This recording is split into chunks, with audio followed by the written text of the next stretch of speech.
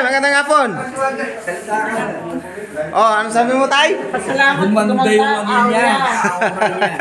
Kanina, hindi ko yung aura niya. Maliwala.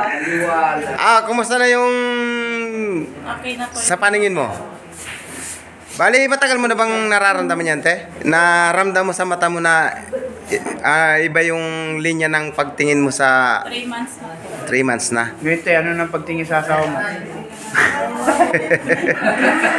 Bali, ang sakit po niya ay sa cellphone. Sa sobrang taas ng radiation po ng cellphone. Diyan po nakuha niya yung sakit na... Anong sakit niya yun, te? Anong sakit yun? Dito seryoso ako. Ay, dodoleng. Ayun, mabuti atin naagapan mo yan.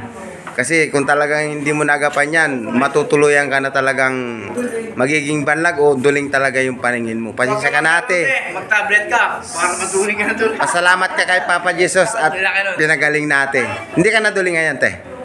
Ayos na. Salamat po, ate, sa inyong pagtitiwala. Taga saan po kasi kayo, ate? Quezon City po. Okay, ingat po kayo pag-uwi. Bye-bye. Salamat. Yan, bye-bye.